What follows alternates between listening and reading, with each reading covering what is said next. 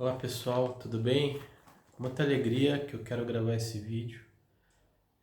Nós da outra vez nós falamos da questão de Jesus, a pessoa que é o nosso exemplo, que realmente ele fazia o bem e pensava nas pessoas, mesmo acontecendo as coisas mais terríveis com ele, né? Então isso é muito importante. Porque quanto mais bem você faz para os outros, quanto mais você serve a Deus, mais abençoado você é, né? Então a gente pode até perguntar, né, para as pessoas: nossa, tem gente que muitas vezes não faz nada e tudo dá certo, né? Muitas vezes a gente pode até perguntar isso, né? Nossa, a pessoa não é nem tão inteligente, a pessoa nem é tão assim esforçada, mas tudo dá certo para ela, né? Mas aí se você começa a verificar melhor a vida dela, é uma pessoa que realmente faz o bem, né? Pensa no próximo, ajuda as pessoas, é uma pessoa que tem um relacionamento com Deus, sempre está jejuando, sempre está orando, né?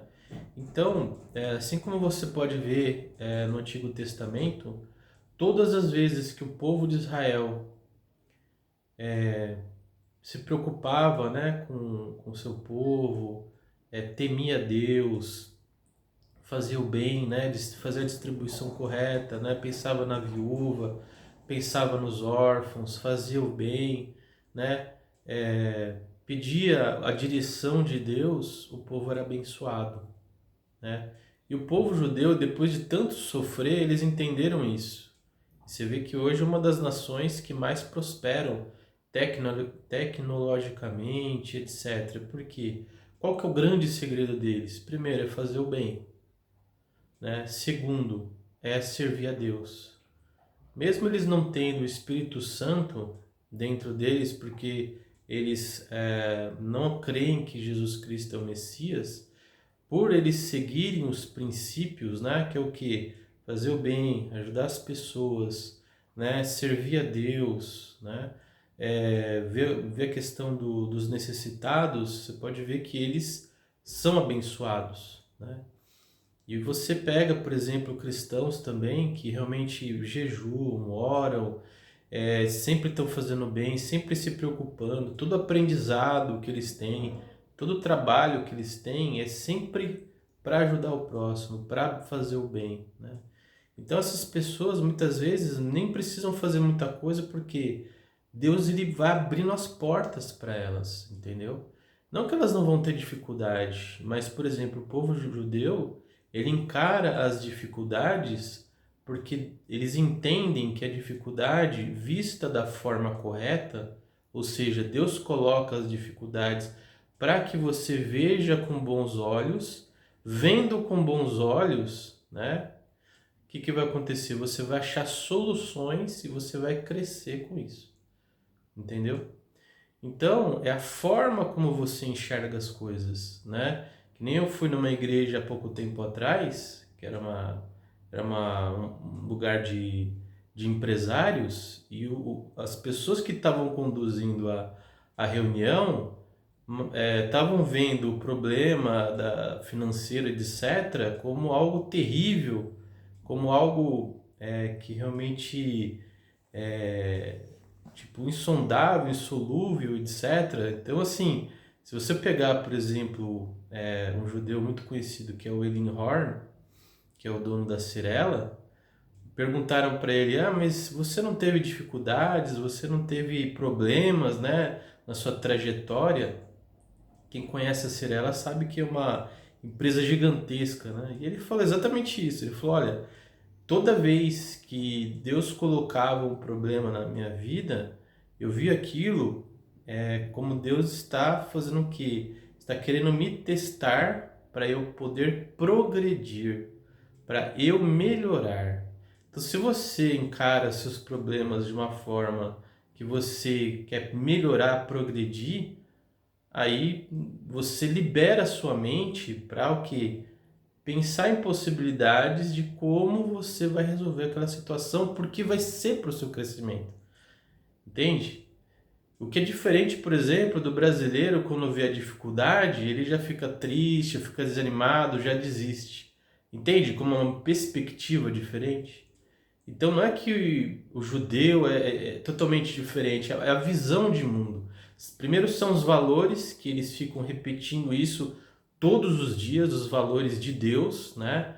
Fazer o bem, ser ético, ser uma pessoa boa, fazer o bem pro próximo, ajudar, não só ajudar de boca, mas com dinheiro também, né? Porque quando eles faziam sacrifícios lá naquele tempo lá atrás, por exemplo, o novilho, a vaca, a farinha, aquilo ali, ele ofertando aquilo ali, era o que? Ele estava tirando assim, do sustento dele, entende? Para o que? Para Deus, né? Porque aquilo aplacava a ira de Deus, né? Porque o homem tem aquele egoísmo dentro dele muito grande, entende? Ele quer ser aclamado, ele quer ser glorificado. Então, ele percebeu que ele, tirando parte daquilo que faz falta para ele, ele está falando: olha, o único Deus que existe aqui é o Senhor. Eu errei, eu quis ser egoísta, eu quis que todo mundo olhasse para mim, que eu fosse o melhorzão. Então, olha, realmente o único Deus que existe aqui é o Senhor. Então, eu reverencio o Senhor, né, por esse meu erro, né?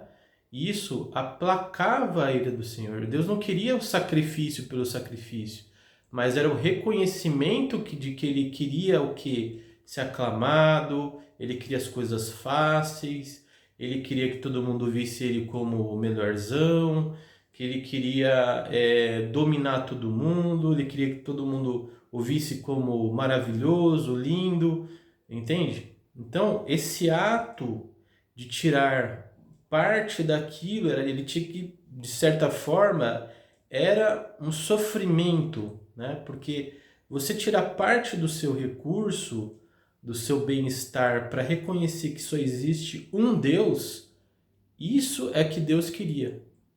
Que reconhecesse que Deus é o único Salvador, não existe outro. Isso eu falei no versículo anterior, que o quê? Se você, por exemplo, fizer um exercício de, por exemplo, falar assim: se eu perdesse tudo, não tivesse mais nada, esse exercício mental, né? Para quem seria o meu salvador para me tirar dessa situação? Seria pessoas? Seria dinheiro? Seria um familiar? Se você pensou em alguém, você está idolatrando aquela pessoa. Aquela pessoa está sendo o seu senhor, porque você está colocando ela como seu salvador. Então, por exemplo, se você fizer esse exercício de você imaginar que você perdeu tudo e vier Deus na sua mente, então você está indo no caminho certo. Porque Ele está sendo o seu salvador. Não está sendo pessoas, não está sendo dinheiro, não está sendo nada com relação a isso. E a gente vai ver que teve, por exemplo, pessoas nesse capítulo 19 que foram ajudar Jesus, mas não seguiram por medo de quem? Dos judeus, que eram o que? Os fariseus, entende? Então eles tinham medo de ir contra os fariseus, né? E a favor de Jesus, e essas pessoas fariseus irem contra eles, entende? Então eles estavam mais apegados a pessoas, a circunstâncias, do que realmente ver Jesus como o salvador deles. Mas quando Jesus ele foi morto, aí o que eles fizeram? Ele falou: não, eu vou tomar uma posição e vou dar as honras que Jesus merece, né? Mesmo que isso me gere represálias, né? Então, isso foi um reconhecimento muito bonito, né? Mas eles fizeram isso só no final, né? Então, quem que era o Senhor dele? Quem estava sendo o Salvador deles? Era aquela sociedade, entende? Era os recursos que vinham daquela sociedade. Então eles temiam perder aquela posição, perder dinheiro, perder status, as pessoas os perseguirem.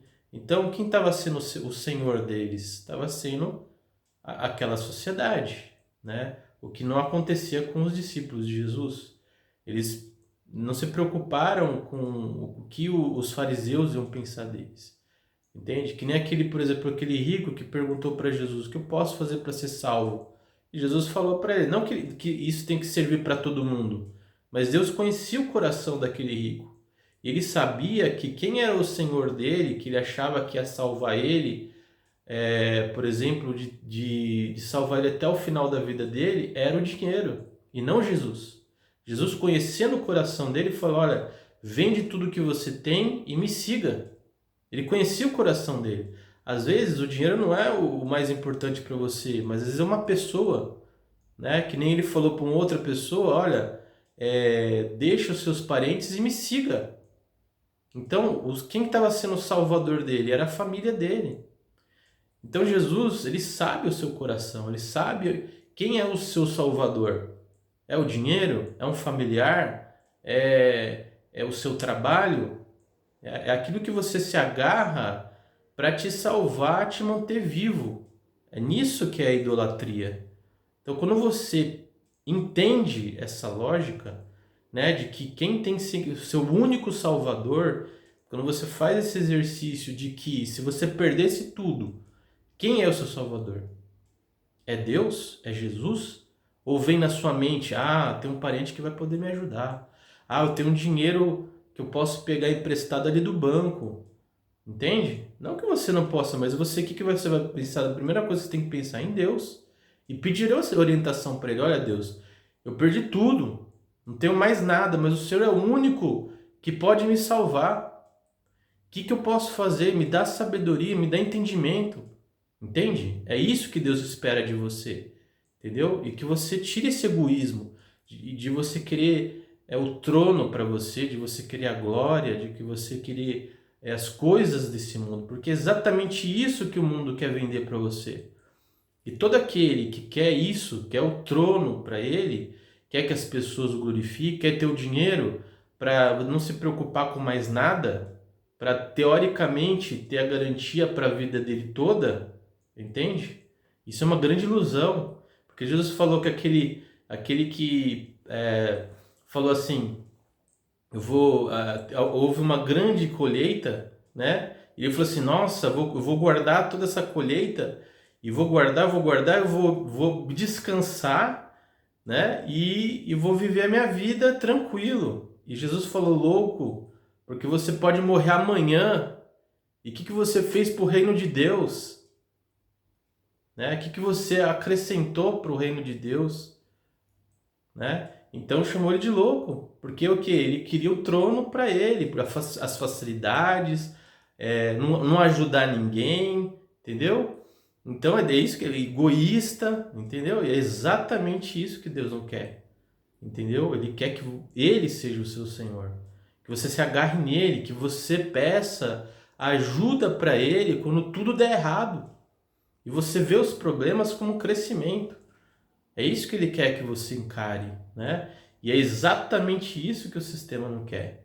Quer que você encare os problemas como problemas que não tem jeito, mas se você encarar os problemas que Deus coloca na sua vida para a sua evolução espiritual, para você crescer, para você ver quais formas que você tem para resolver e superar aquilo ali, aí sim você vai ter o crescimento.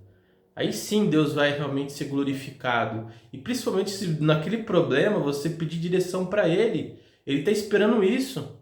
Ele está esperando que você peça para Ele o direcionamento do que como resolver aquele problema. E é justamente nisso que você cresce, né? E você pode perceber que na própria Bíblia, que todo aquele que a gente pode ver na própria história de Abimeleque, que ele matou, não sei se foi 60 irmãos dele, ele matou 60 irmãos dele, que eram filhos de Gideão, que salvou o povo de Israel, para querer o poder, né? E você vê que o fim dele foi extremamente trágico. Ele queria a glória para ele, queria o trono para ele, né? Então ele queria ser o rei na base do quê? Da infidelidade, da traição, de puxar o tapete, entendeu? De matar os irmãos, poder, pelo egoísmo. Exatamente isso que o sistema quer vender para você. Que você tem que ser rico por puxar o tapete, você dar um desperto E exatamente o sistema sabe que se você fizer isso, Deus vai se irar contra você. E tudo que você fizer vai ser difícil, vai ser penoso, você vai penar, você vai sofrer. E não só isso, Satanás, ele vai peneirar você, ele vai querer destruir a sua família, entende? Então você tem que pensar de uma forma completamente diferente, ao contrário desse sistema. E a gente vê que o povo judeu, apesar de não ter Jesus no coração deles, eles seguem princípios, valores, fazer o bem, ajudar o próximo, ver o problema como algo bom para você, para o seu crescimento, ver com bons olhos os problemas, entende? Sacrificar aquilo que para você teoricamente seria importante. Se para você é importante o dinheiro, ele vai lá e dá o dinheiro. Se para você é importante tal pessoa, quem tem que ser mais importante é Deus. Quem tem que te guiar é Deus. Quem tem que fazer tudo para você, entendeu? Te orientando, te dando sabedoria para sair do problema, é Deus, entende? E para você ter realmente esse Deus na sua vida, você tem que reconhecer que você realmente quer o trono, que você quer realmente ser rico, que você quer as coisas só para você. Você tem que reconhecer isso, que você é egoísta, extremamente egoísta. Aí sim, você falando isso, Senhor, Deus, realmente eu sou egoísta, eu quero o trono para mim, eu quero facilidades, eu vejo os problemas como algo ruim. Eu quero que o Senhor seja o meu Deus. Eu quero que você entre no meu coração, que você me oriente. Eu quero que realmente todo problema que eu tiver, o Senhor me ajude. O Senhor realmente faça com que eu cresça, né? Então isso é de suma importância, né? Então a gente vai ler, espero que a gente consiga terminar o que a gente estava lendo, né? Mas só dando um contexto, está naquela parte onde é, os judeus pedem para que quebrem as pernas, né, daqueles que estavam crucificados, para que eles morressem mais rápido. Por quê? Porque na crucificação, da forma que você fica por várias horas, aquilo vai dificultando a sua respiração, né? Porque a pessoa ela empurra a perna para baixo e consegue respirar. Agora, quando você quebra a perna da pessoa que está crucificada, a pessoa não consegue mais respirar e aí ela morre, né? Então era exatamente isso que eles fizeram com os dois que estavam na cruz. Eles quebraram as pernas. Como perceberam que Jesus já estava morto, então para validar isso, porque eles não poderiam, vamos dizer assim, não poderia ocorrer da pessoa estar viva. Então eles tinham que garantir isso. Então eles perfuraram a lateral de Jesus e saiu água e sangue, tá? Então a gente vai continuar lendo aqui, né? Então, tirado das cruzes, os soldados quebraram as pernas dos homens que tinham sido crucificados com Jesus. Primeiro de um e depois do outro. Quando, porém, chegaram a Jesus, vendo que já estava morto, não lhe quebraram as pernas. Mas um dos soldados lhe abriu o lado com uma lança e logo saiu sangue e água. Aquele que viu isso dá testemunho e o testemunho dele é verdadeiro. E ele sabe que diz a verdade, para que também vocês creiam. E isso aconteceu para que se cumprisse as Escrituras. Nenhum dos seus ossos será quebrado, né? E a outra vez diz a Escritura: olharão para aquele a quem transpassaram, né? Então tem uma simbologia aqui da questão da água e do sangue, né? Que a água representa, na verdade, a vida é representada pelo sangue, né? E a água representa, então a vida representada pelo sangue, e a água é essa, vamos dizer assim, seria como se fosse a limpeza, aquilo que limpa, que nos limpou, né? Então Jesus ali é simbolizado que ele deu a vida para nos limpar, né? Então Jesus ele deu a própria vida dele para que realmente nós fôssemos limpos aos olhos de Deus. Antes a gente tinha que fazer o quê? Na verdade, os judeus faziam o quê? Eles tinham que sacrificar, né, para sempre estar falando, olha, eu sou egoísta, eu quero o trono para mim mesmo, eu quero poder, né? E Deus, ele se irava, na verdade ele se ira até hoje com relações, mas antes o homem tinha que demonstrar isso toda vez fazendo o sacrifício, né? Então, Jesus como o sacrifício perfeito e eterno, hoje o homem não precisa mais o quê? Ir lá e falar, olha, eu não quero poder para mim, eu não quero o trono para mim, eu não quero nada disso, eu quero que o Senhor seja o único Senhor. Hoje a gente não precisa mais fazer isso, porque se você entende que Jesus é o único Deus e você pede para ele entrar dentro de você, o que vai acontecer? Ele vai te guiar. Antes, no passado, precisava de profetas, precisava de homens de Deus para guiar o povo, né? Então precisava desses sacrifícios, os homens precisavam realmente fazer essas coisas para que Deus não se irasse. O que aconteceu? Com a morte de Jesus, toda pessoa que reconhece que Jesus é o único Deus, que não há outro, né? O que ele está fazendo? Tá? O quê? Olha, eu reconheço que Jesus é o quê? Próprio Deus, o único Deus, entendeu? Que pagou isso e demonstrou para gente o que realmente deve ser o homem. É aquele que não quer a glória para si mesmo, né? Jesus, como homem, não requereu a glória para ele mesmo, né? Ele foi o exemplo de homem perfeito, entende? Então a gente reconhecendo isso, que Jesus não, mesmo sendo Deus, não quis a glória para ele mesmo, como homem, né?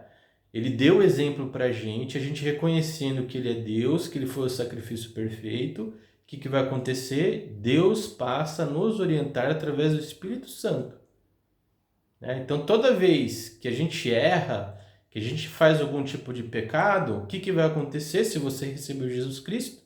Você automaticamente vai reconhecer que você errou. O que já não acontece com pessoas que não têm Deus. A pessoa peca, a pessoa faz um monte de coisa errada, e o que acontece? Ela não sente nada. Ela acha que está tudo certo, está tudo bom. Ela não tem o Espírito Santo dela acusando, fala, olha, você fez coisa errada, acerta o seu erro. Não tem mais o Espírito Santo para acusar ela. Entende? Antes eles tinham que fazer sacrifício para demonstrar isso, né? Para limpar. Agora, quem que tem agora? Deus está nos mostrando, ele está dentro de nós, aquele que realmente recebeu Jesus, identificou Jesus como Deus. Aí o que vai acontecer? O Espírito Santo agora está dentro da gente e nos convence do pecado. Entenderam? Ele agora nos convence do pecado. A gente não precisa mais fazer sacrifício. Entendeu? E a ira de Deus foi aplacada nesse sentido, porque agora o Espírito Santo agora nos convence. Precisou realmente Jesus Cristo morrer e para que ele nos constranja, né, para que a gente possa sempre estar no rumo correto. É para isso que o Espírito Santo também serve, entendeu? Além de nos convencer do pecado, da justiça e do juízo, ele também nos orienta a fazer o bem, a implantar o reino dele aqui. E é isso que você precisa entender. O Espírito Santo, se você entendeu que Jesus é o único Deus e você recebeu o Espírito Santo, agora toda vez que você fizer alguma coisa errada, você não vai precisar fazer um sacrifício. Você não vai precisar aplacar a ira de Deus. Você vai ter o Espírito Santo mostrando para você que você errou, e aí você vai se arrepender, e aí sim, você, o quê? Fez a mesma coisa, que é o quê? Aplacar a ira de Deus, mas não no sentido mais de fazer sacrifício. Entende? É o reconhecimento de que você realmente quis poder para você, o orgulho, a soberba, o trono, né? Você quis implantar o seu trono aqui. Entendeu? Então, você reconhecendo isso, né?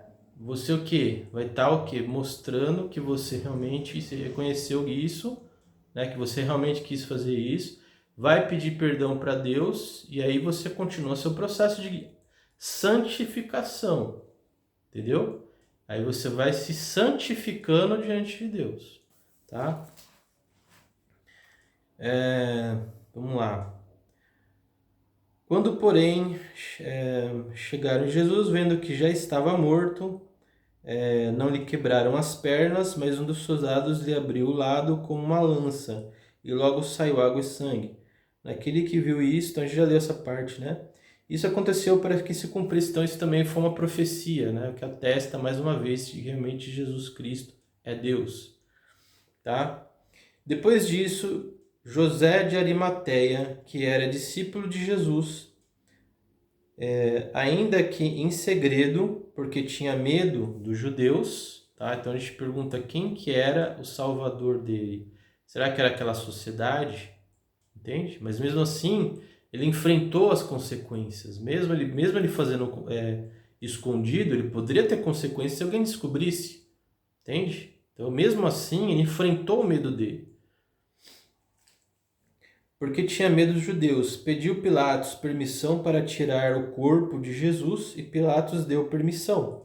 Então José de Arimateia foi e retirou o corpo de Jesus. E Nicodemos, aquele que anteriormente tinha ido falar com Jesus à noite, também foi, levando cerca de 35 quilos de um composto de mirra e aloés. Tomaram, pois, o corpo de Jesus e envolveram em lençóis, né? Essa quantidade que Nicodemos levou era uma quantidade que normalmente era separada para reis, para homens que realmente tinham muito poder, né? Então Jesus ele foi tratado como realmente quem ele era o Rei dos Reis, né? Ele teve todo um cerimonial de uma pessoa realmente muito poderosa, realmente ele era, né? Ele foi tratado com todas as honrarias que um homem muito poderoso teria que ter, né? Então isso é maravilhoso. A gente vê que tanto Nicodemos como José de Arimateia, eles enfrentaram o medo deles, né? Vamos dizer assim, os senhores deles. Quem estava sendo os senhores deles era o quê? Aquela sociedade, perder posição social, etc. Então a gente tem que fugir disso. Entende? A gente tem que colocar o nosso único, como nosso único Salvador, Jesus Cristo. Ele tem que ser o nosso único Salvador. Ele é que nos tem que nos guiar. Não ficar baseado em pessoas, em dinheiro, em coisas, porque senão a gente está o quê? Cometendo idolatria. Você percebe que toda vez que o povo de Israel colocava o que? Um ídolo, o povo de Israel era mal amaldiçoado e era destruído. E é exatamente isso que o sistema quer impor. Quer impor que você tem que ser rico, que você tem que ter dinheiro, que você tem que ter dignidade nesse mundo, que você tem que... todo mundo tem que realmente te adorar, que você tem que ser influente, que você tem que ser conhecido, que todo mundo tem que reconhecer você, todo mundo tem que te elogiar, entende? Exatamente isso que o sistema quer. Porque você fazendo isso, o que vai acontecer? Maldição sobre você, a ira de Deus sobre você. E o sistema sabe disso. Então não caia na cilada do diabo. Saia disso. Tem igrejas que só pregam isso. O que ele está trazendo para todas aquelas pessoas? Maldição, ira de Deus, destruição. Tá? Então, fuja disso que o sistema prega. Tá? Então, faça exatamente aquilo que Deus quer que você faça. Se Deus pegar para você e falar, vai para a África, vai para a África, eu não vou te garantir nada, vai para lá, eu vou te mandar para lá, entendeu? E Deus vai te sustentar lá, entendeu? Por que muitas pessoas não fazem isso? Eu vou perder minha dignidade, eu não vou ser aclamado, todo mundo não vai ver que eu sou bonzão, sou melhorzão. Você não tem que se preocupar com as pessoas, tem que se preocupar com o que Deus pensa de você. O que adianta você guardar, que nem fala daquele homem que tentou guardar um monte de cereais e fazer um lugar ainda maior para os cereais dele, ele viver só daquilo ali. Jesus chamou ele de louco. O que ele estava reservando para a eternidade? O que ele estava... Na verdade, ele estava fazendo o quê? A ira de Deus ia recair para a vida dele. Porque na própria parábola, você percebe que ele nem queria fazer o bem para ninguém. Ele queria se sustentar daquilo ali e viver daquilo ali. Em nenhum momento Jesus falou que ele queria juntar para o quê? Para ajudar os outros. Não, ele queria juntar para ele. Não tem problema nenhum você ter dinheiro. Não tem problema nenhum você ter muita inteligência. Não tem problema nenhum você ter várias casas. Mas usa tudo isso para quê? Para servir o outro. Para fazer o bem para o outro. Não fique pensando só no seu ego, de querer você mostrar para os outros que você é melhor que os outros. Se você fizer isso, você vai cair na idolatria. Você vai chamar a ira de Deus sobre você, a maldição sobre você. E Satanás vai ter livre-arbítrio para destruir a sua vida e a vida da sua família. Por isso que muitos cristãos hoje ficam buscando prosperidade, entendeu? E o que acontece? Satanás às vezes até dá alguma prosperidade para aquela pessoa, para que o quê? Ele fique mais longe de Deus. Entende? Então é uma bênção momentânea. Entende? E mais lá para frente, vive caindo, vive caindo, vive caindo. Então é que nem jogo de azar. Eles te dão aquele gostinho de vitória e aí o resto é só destruição. E é isso que acontece com a maioria das pessoas. Ele sente, nossa, eu fiz exatamente o que aquela igreja quis, eu estou fazendo o que o sistema quer. Então ele te dá aquele gostinho. Ah, toma aqui esse veneninho aqui, é gostosinho, vai lá, toma. E aí você morre depois. Entendeu? Então fuja disso. Com os óleos aromáticos, como é costume entre os judeus, na preparação para o sepultamento. No lugar onde Jesus foi crucificado, havia um jardim. Nesse jardim havia um túmulo novo, no qual ninguém ainda tinha sido colocado. Ali, por causa da preparação dos judeus e porque o túmulo ficava perto, colocaram o corpo de Jesus. Eu fiz uma pesquisa e quem era colocado nesse tipo de túmulo eram só pessoas muito ricas, que tinham túmulo só para ele. Entende? Então Jesus foi glorificado, mesmo estando morto. Ele foi honrado. E é exatamente isso que a gente tem que fazer. Honrar a Deus. Entendeu? Então, isso é de suma importância, tá? Então, eu quero deixar essa mensagem para você. Fuja do que o sistema quer vender para você. Fuja disso. Sempre faça o bem. Seja correto. Seja uma pessoa leal. Seja verdadeiro. Faça o seu melhor para ajudar as pessoas.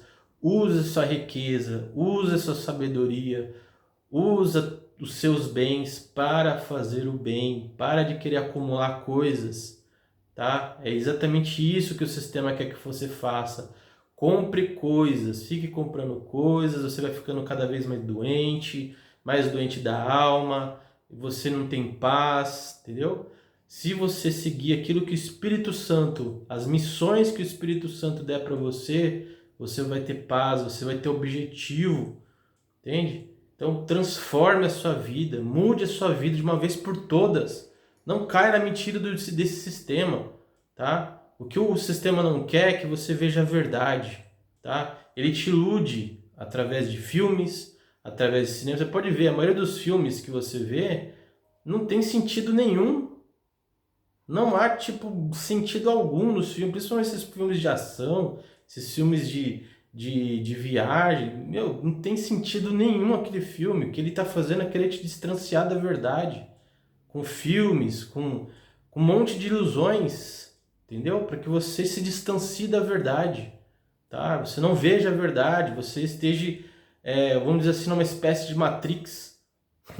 Exatamente isso que ele quer, entendeu? Então fuja disso, tá bom, gente? Amo vocês, espero que vocês realmente entendam essa palavra, que realmente transforme a sua vida. Não estou me preocupando com pessoas milhares de pessoas aqui, se Deus usou a minha vida para transformar uma pessoa, essa uma pessoa vai fazer algo maravilhoso nessa terra. E a gente vai implantar o reino de Deus aqui, e a gente vai fazer diferença, vamos fazer o bem, entendeu? E vamos realmente tornar esse mundo cada vez melhor, tá bom? Orem por mim, orem pela minha família, para que Deus nos abençoe, para que eu tenha mais tempo para pregar e mais tempo para realmente trazer essa palavra que livra as pessoas da dor da alma, entende? O sistema quer que você tenha dor na alma para você continuar comprando, entendeu? Então, essa palavra para que você não tenha mais dor na alma e para que você realmente sirva o seu próximo e sirva a Deus, tá bom? Deus te abençoe e até a próxima.